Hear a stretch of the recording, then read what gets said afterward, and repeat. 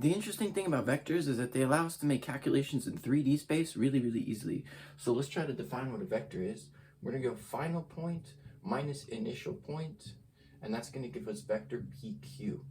So it's going to be like x2 minus x1, comma, y2 minus y1, comma, z2 minus z1, and then parentheses here. So that's how you could define a vector. Now you might want to add these things together. So addition of vectors, that would look something like, let's say you had a vector going off in this direction, vector v, and then another one going off in this direction, this would be w. And then you would just connect from start to finish. This side would be like start to finish. Start to finish. And then you create a vector like that by addition. Or you could have the same vectors like this, and then this is again v, and here you might want to connect them sort of like in this manner, like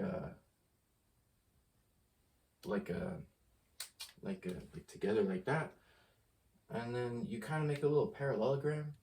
So you connect this side, and then you connect this side, and so now you get now you could start again from here to start to finish kind of in this manner. So this is called the triangle method, and this is called the parallelogram, or the square method, I guess. So you can kind of see how that formation is how they would call it. And then you could also have, let's say on the right side, we would put subtraction, because you could also subtract these vectors. And let's see, we'll have one in this direction, and then we'll have one come in this direction, and a negative w. This one's v, and that one's w. And then over here, we're gonna go again start to finish, because we're basically adding a negative vector, so we're just gonna go start to finish because we're adding a negative vector. But if you wanted to, you could also represent it sort of kind of like we did over there, but you'd have vector v going this way, and then vector w would come through this way, because that's flipped. So when it's negative, the vector would be flipped. So you could see how in this way it's just the opposite direction. This is positive w, and this is negative w. So the arrows are pointing the opposite directions. But in any case, on this one, you're going to actually connect these n2, and then there's an arrow. This is not a minus sign, it's an arrow, so let's be very careful about this. We're going to go n2, arrow, and 1. And so that's going to be something like n2, arrow, and 1. Okay, because you're going from the second to the first. End of the second to the end of the first, and that will get you your subtraction vector as well. All right. Well, let's try to represent this also in mathematical form too. So we'll say that v plus w is going to be equal to, we'll go x1 plus x2, and then we'll just have well, y1 plus y2, I suppose. And then of course you could do z1 plus z2, all that sorts of stuff, but we're just gonna stop here at the y's, because you're just adding these components together.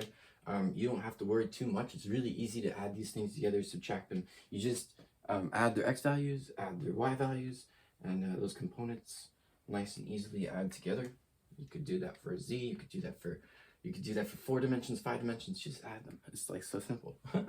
And then over here for the units, if you wanted to convert something to a unit vector, all you need to do is you take the vector that you have, there's your vector, and then you divide it by the magnitude of that vector, and then you'll just get a unit vector in that direction, whatever direction that vector is. So I'm just representing this as just in case, because usually that's generally the directions your vector is going to be in, but it could be in some crazy random direction, right? And so you just get a unit vector which is equal to 1, so that's just one unit in that direction. okay? And that's how you can transform a vector into a unit vector, dividing it by its magnitude. Allows to make all sorts of weird conversions, like scaling things. Well, multiplying vectors by scalars is pretty simple because you just kind of take each coordinate and you just multiply it by a number. You'll get another vector. But let's say you wanted to multiply vectors together. There's some vector operations. One of them is called the dot product, and it's a really easy one. And it's useful for finding magnitude. So the magnitude of a vector, we'll call it v, and it's going to be this one. We're going to square that magnitude, and that's just going to be the dot product of itself. So you dot something itself with itself, and then you'll just be able to find the magnitude squared, which means that if you square root that answer, then you'll get the magnitude, right? What is this? What is this calculation?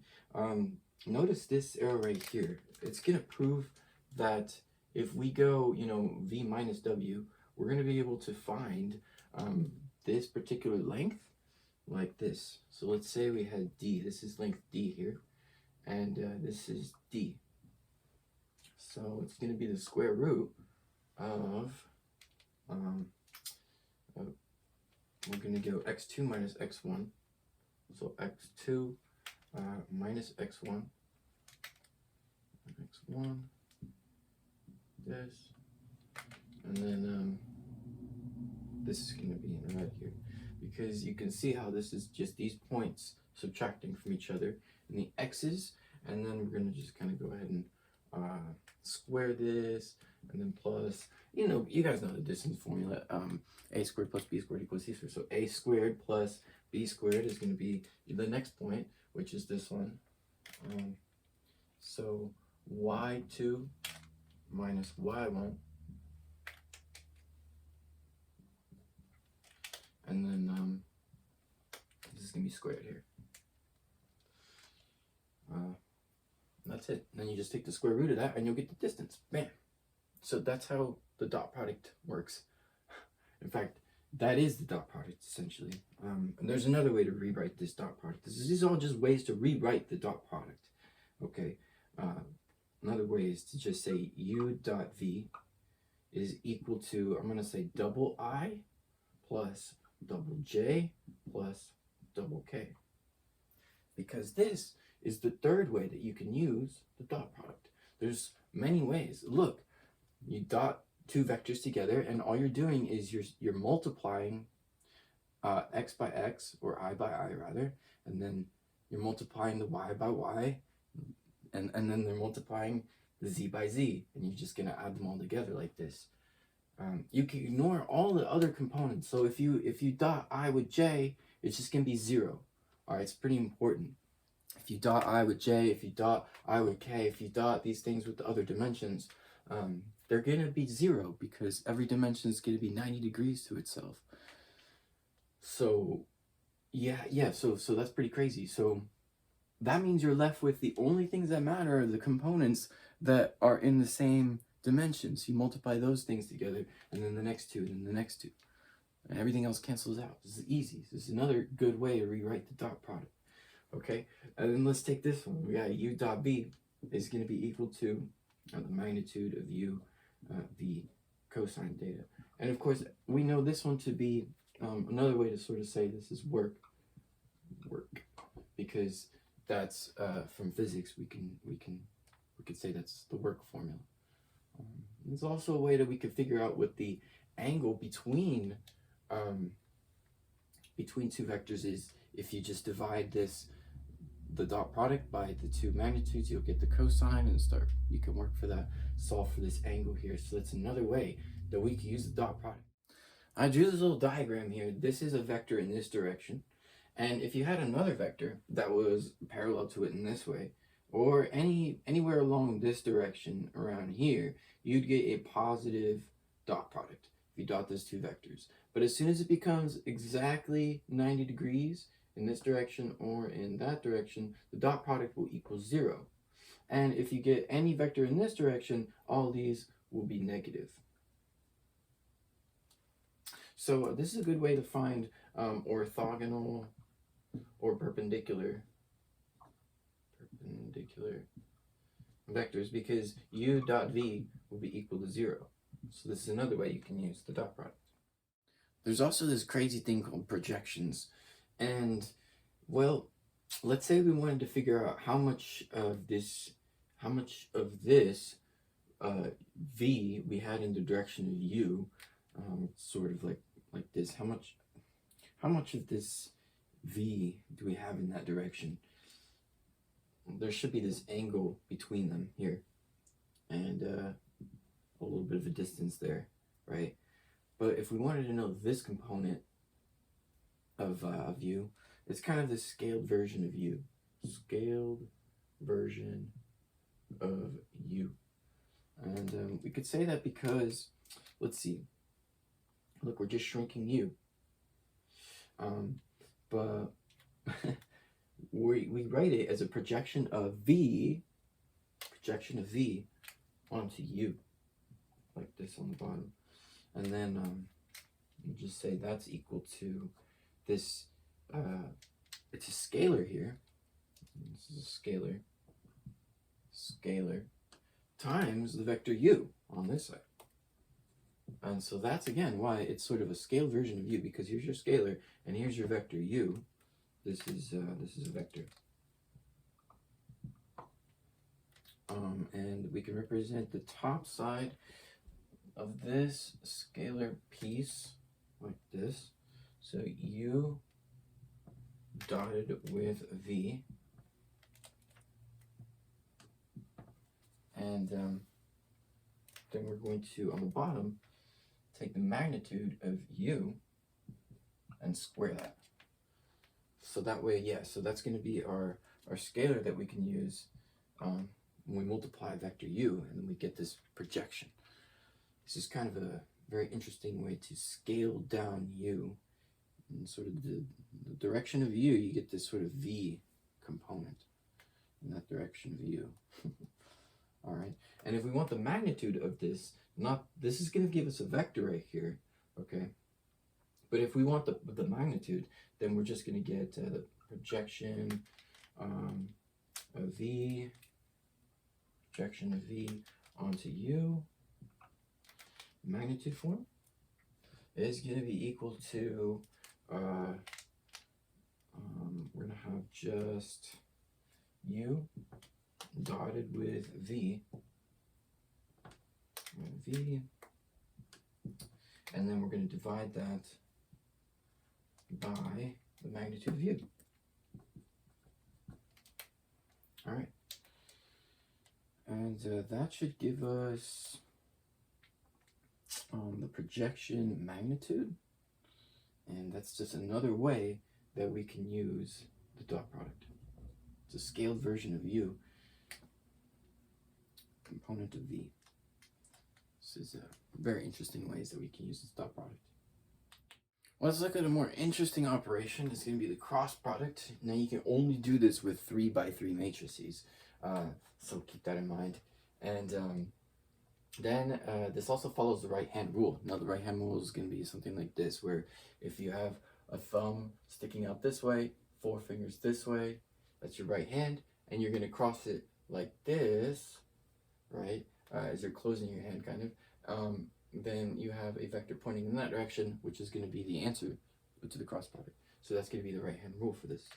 You can also say that torque, this vector here, this vector is orthogonal, that's 90 degrees, to both vectors that you have, that you're crossing. So if you cross R and F vectors, then R cross F, this torque from this direction, is going to be R F sine theta. That's the magnitudes.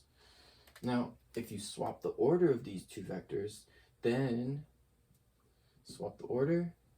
you're going to get the opposite direction. All right. So, yeah, because bam, now all of a sudden you're getting the opposite direction. Now this only works in a 3 by 3 matrix, so we have to set that up like I, J, K, and then A, B, C, and X, Y, Z. And if you wanted to solve the cross product, usually the I's, J's, and K's are just going to be just I, J, K. You're not going to have any kind of value there. So you're only going to use A, B, C, and X, Y, Z as your two vectors that you're going to cross. And so you would now first, in order to solve this, let's say you choose your I component, you're going to cross, you're going to be left with B, C, Y, Z. So you're going to use that, B, C, Y, Z, and then you're using the I component here in order to multiply that out. Let's play the plus minus game. We're going to go plus, minus, plus, minus, plus, and you can keep playing this game, and then you could go to the next thing, which, let's say you had your J, you're going to multiply J times ACXZ. So that's going to be ACXZ. And then that's multiplied by your J over here. And we're going to add that with the next one, which is K. And then you're going to cut this out. So ABXY, ABXY on this side, ABXY, and this is with your K. Now you want to pick the I's, J's, and K's. Pick these that have the most zeros, with most zeros. And the reason is because if you have A, B, C, X, Y, Z, and then you have some zeros somewhere, like all 3 zeros in a row, there, whatever, doesn't matter, because you're just going to pick those 3 and set them as your I's, J's, and K's. It could be literally anything. You could choose the I here, an A, and then an X, as long as you have your plus I, minus A, plus X, and then whichever ones you want, you could pick anything. You just put them right here, as long as it's a row or a column, and you can use this as your coefficients here, and then if you have 3 zeros in a row, well, then you just get 0. So just use the one with the most zeros, so that way you're just left with one component to calculate and make things really easy. All right, now here's the thing though. IJK could possibly be something else. You could replace it with another vector. So that would be called like the triple scalar product. You know, something like this. That. And then you'd have V dotted with U cross W, which equals W dotted with U cross V. All these magnitudes, the magnitudes will be the same. The signs may come out plus or minus depending on how you set these up, but notice how the U and the V and the W, if you dot those with any one of those other crosses of combinations, then you're going to get the triple scalar product. But the answer to this is a scalar. So yeah, so the answer to this is a scalar. Now usually the answer to the cross product is a vector, okay? Because look, this is a vector. Torque is a vector. So it's supposed to be a vector. But if you replace IJK, see that those are vectors. If you replace IJK with some other vector in there and you put like some other values, then you're going to have your triple scalar product. And that becomes this essentially. This is just going to replace I's, J's, and K's. Alright. Now there's a really easy way to solve the cross product. Remember, you're just crossing 2 vectors, because 1, 2, and then you get the final answer right over there. You can't really do this with 3 vectors. If you do, you get this weird scalar thing. So what you would do is you just write A, B, C, and then A, B, and then C again, and then X, Y, Z, X, Y, Z. All right, and then you can cut out these ends, and then you'll have in the middle, you'll cross these 2, you'll cross these guys, and then you'll cross these guys. And we know if we just cross that, the determinant of a 2 by 2 matrix is just going to be, you know, BZ minus CY. So you just plug that in to this in the end. Just a couple of whatever your answer is. You don't have to do any kind of plus or minuses or anything. It's just whatever your answer is, you plug it in there. Whatever your answer is, you plug it in here. And whatever your answer is, you plug it in here. So it's just a simple way to calculate the cross product between two vectors. Bam. Nice and easy. The cross product is powerful because it allows us to find the area of a parallelogram, something like this.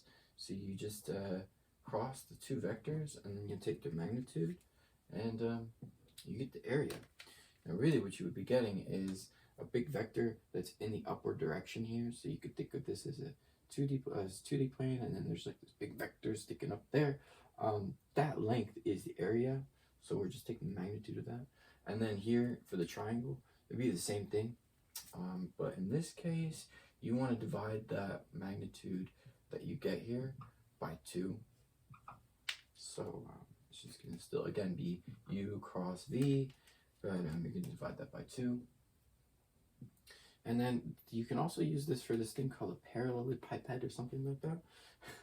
And then there's a big vector that sticks up like this, and that's if you're taking the cross product of the v cross w like this. You're going to get this big vector. Let's say you wanted to figure out what the height of that particular thing is. Doesn't this remind you a little bit of a projection over here? Because look, you've got this variable sticking this way, this one's sticking this way, and you want to figure out how much of that is there. You're just shrinking that vector down to the size of whatever size you want. So let's take the projection. And that's going to be the projection for h right here.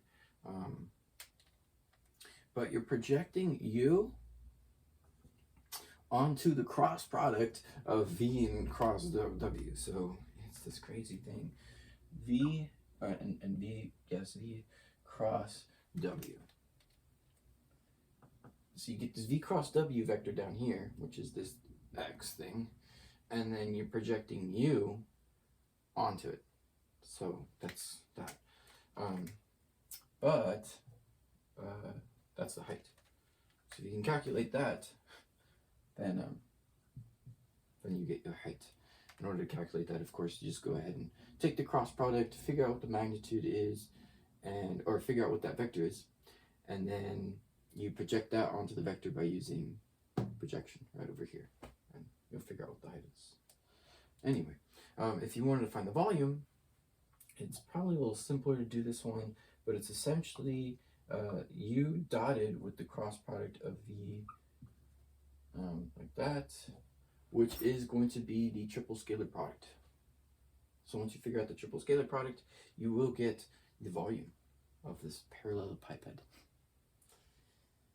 That is some powerful uses of the cross product. One more thing about cross products and unit vectors is we kind of have to remember this little list of things. If we cross I with j, we get k. If we cross j with k, we get I. If we cross k with I, we get j. And j cross with I equals negative k. K cross with j equals negative I. And I cross with k equals negative j. There's no way we could remember that, so just gotta write it down. Let's say we wanted to define a line in 3D space. We got this line.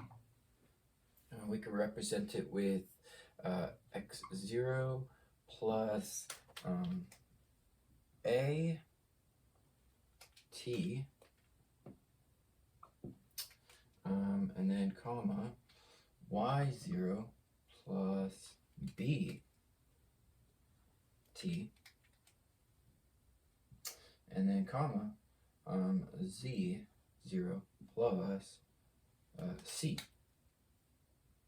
t. And that's one way we can represent this line. Obviously, this part of it is going to be equal to the x component. So x equals x naught plus at. And then this is the y component over here. Y equals y naught plus bt. And this is the z component over here. Z equals z naught plus ct. What is these things? Well, you need two components to write a line formula, you need a point on the line, and that point is going to be x naught, y naught, z naught. So that's a point on your line, and then you also need a direction or parallel vector. So that's the direction vector. It's funny that you kind of need a vector in order to write the equation of a line, but yeah, so there you go. A, B, and C. That's going to be the direction of that line. So interesting. So yes, this is going to be your direction vector. This is M. That's what you're going to plug in for A, B, and C. This stuff right here, this indicates parallelity things. So direction, this parallel.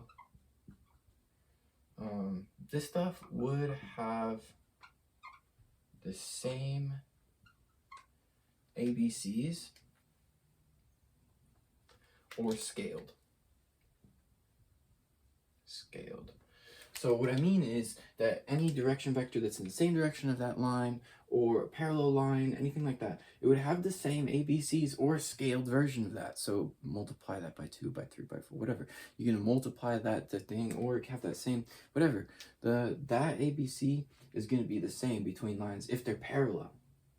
And this is really important if we're trying to figure out if things are intersecting or perpendicular and stuff like that. Now, we could also represent this in another way. We could say x minus x0 divided by a over here is equal to y minus y naught divided by b, which is equal to z minus z naught divided by c. There's another way that we could write this equation of a line. And I do believe there's more ways. So you could say 1, 3 plus t times, and here's the direction vector, 2, 3. This is only 2 dimensions, so it's not too complicated. But this is going to be equal to 1 plus 2t, comma, 3 plus 3t. This could have more dimensions, of course, but I'm just doing it in 2. You can see how you can translate a different way of writing a line formula into the original way we had at the top. And let's say you wanted to find the minimum distance.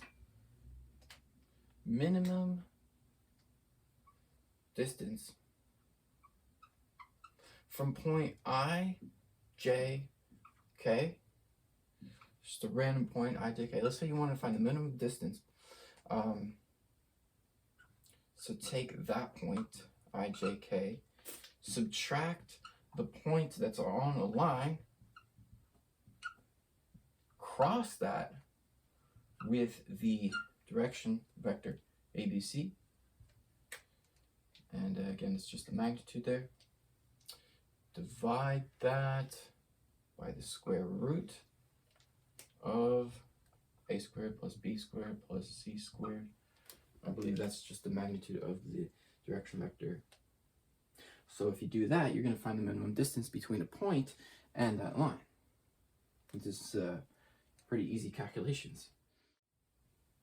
We also see if lines are parallel, intersecting, skew, or perpendicular. Perpendicular lines would just be u dot v equals 0. So if the dot product equals 0, you know they're perpendicular. For parallel lines, you get a scaled version of the m vector, which is again the direction vector. You don't have to scale it, but yeah. So, and then the intersecting ones would be if you have, okay, you're gonna have 2 lines, right? So set x equal to x, y equal to y, and z equal to z for both lines. But here's the thing, on the one side, you're going to want to use s as your variable, and on the other side, you can use your t as your variable. So then you can solve for s and t, figure out, you're going to plug in the values and stuff and see if it works from one to the other. Whatever you get from here in this answer, you're going to try to check it in that one, and then you're going to try to check for this. So you have to solve for the equations, essentially. And if they don't intersect and if they're not parallel, then so if they're not parallel, but they don't intersect, then that must mean that they're, so if they're not parallel, so they're not parallel, and then but the problem is they don't intersect. So there's got to be a gap in between. That means they're skew lines. Yeah, so that's basically if they're not parallel, and if they're not intersecting, then they have to be skew. I don't know. There's just some different ways that we can work with lines in 3D space. All right, I've drawn here my best representation of the XYZ coordinate system. You can use the right-hand rule. It's another right-hand rule. It's a different right-hand rule from that one, but you can use a right-hand rule here by twisting your hand like this, making the shape of an L, and then your middle finger sticks out like that. So that's going to be the XYZ coordinate system, X, Y, and Z, XYZ. This is one way to look at it. This is kind of my favorite way because you have X, Y, Z, and an easy way to remember it like that. This stuff can kind of get confusing, so it's nice to have an easy way to remember it. We can mathematically represent this coordinate system. The XY plane, if you were to get the 2D plane of the XY, then let's set Z equal to 0, and say Z equals C. If C equals 0, then that means that you have just the XY plane and you're at 0 on C, but as 0 on Z. But as soon as you start moving Z up or down, and you give it an actual value of C, a constant value, then now you start moving your XY plane up and down. All right. You kind of do the same thing with the XZ plane, and set Y equals B.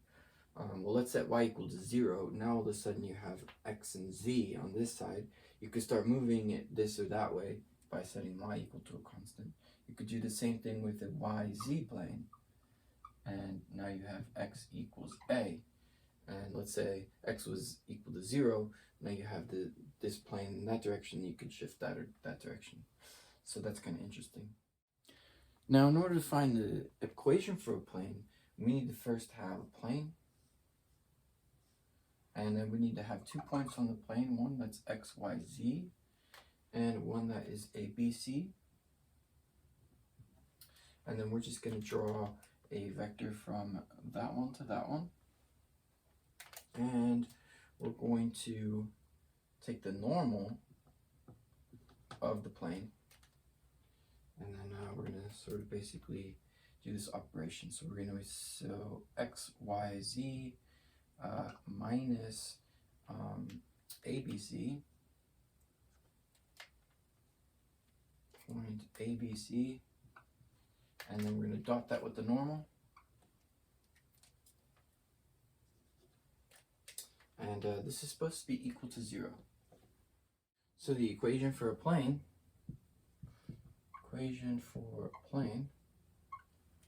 is going to be N1 and then X minus A plus N2 Y minus B and plus N3 Z minus C is of course equal to 0. Bam.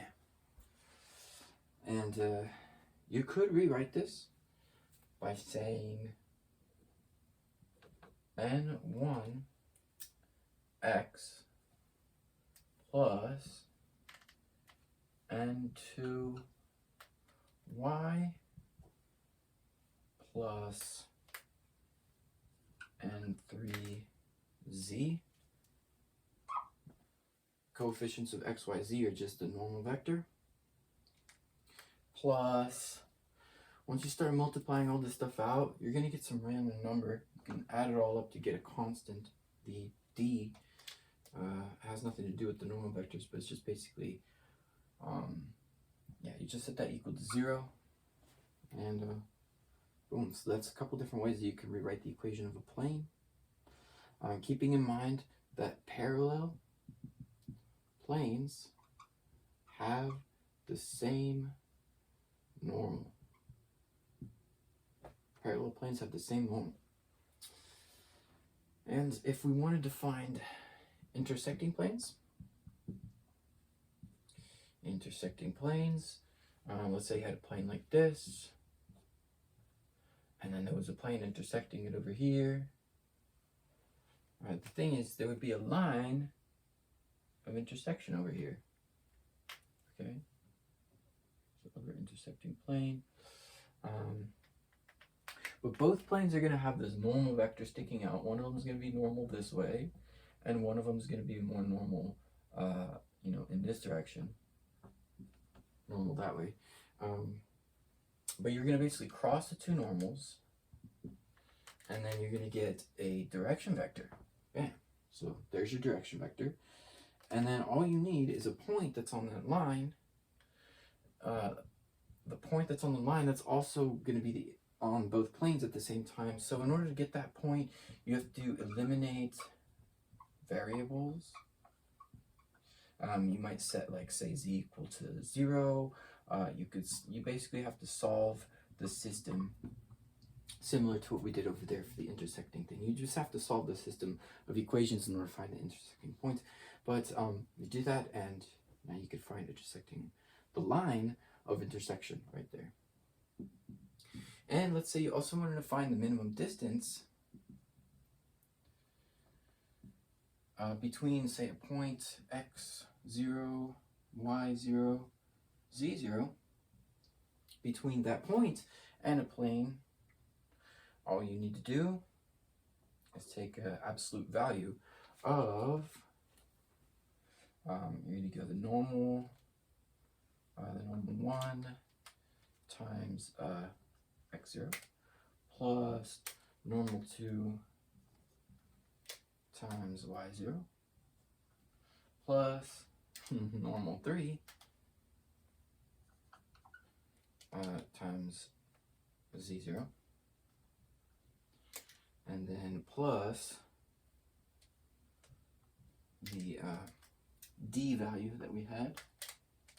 You're going to take the absolute value of that, and then you divide that by the square root of the n1 squared plus n2 squared plus n3 squared. There we go. That's the minimum distance between a point and a plane. It's nice and easy.